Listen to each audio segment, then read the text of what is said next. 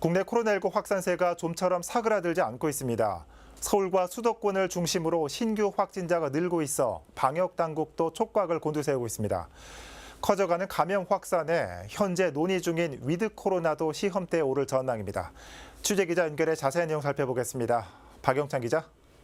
네, 보도국입니다. 네, 먼저 국내 코로나19 상황 전해주시죠. 네, 16일 기준 국내 코로나19 신규 확진자는 1,943명으로 누적 확진자는 27만 9,930명으로 집계됩니다. 소폭 감소했지만 2,000명이 넘는 신규 확진자가 나왔던 전날과 비교하면 감염 확산세가 확 줄었다고 보기는 어려운 수치입니다.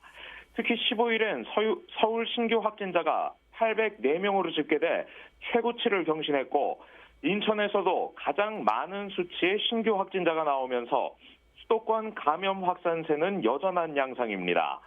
정부는 최근 이뤄진 부분적인 방역 완화 조치와 추석을 앞두고 유동 인구가 늘어난 것이 감염 확산의 주된 요인인 것으로 진단하고 있습니다. 결과적으로 이번 추석 연휴가 수도권에서 비수도권 그리고 비수도권에서 전국으로 번질지 중요한 가늠자가 될 것으로 보입니다. 네. 정부에서는 위드 코로나 방역 체계를 검토하고 있는데 최근 감염 재생산 지수가 1을 넘었는데 자세한 내용 전해주시죠. 네, 그렇습니다. 수도권 유행 규모가 커지면서 감염 재생산 지수도 1을 넘어섰습니다.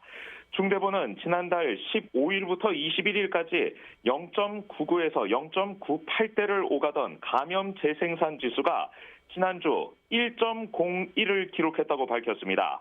감염 재생산 지수는 감염자 1명을 통해서 추가 감염 유발 정도를 평가하는 지표인데 이 수치가 1을 기록하면 감염자 1명이 또 다른 1명의 추가 감염을 일으킬 수 있다는 뜻이어서 감염 확산의 중요한 척도가 되고 있습니다. 이렇게 감염 재생산 지수가 늘고 있는 데엔 전국적으로 이동량이 증가한 것도 영향을 미친 것으로 분석됩니다.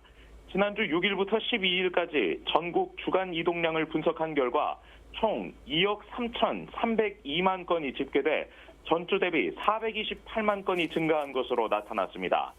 범위를 최근 3주 간격으로 늘리면 꾸준히 증가 추세를 보이고 있어서 최근 확산세와 무관치 않은 것으로 풀이됩니다.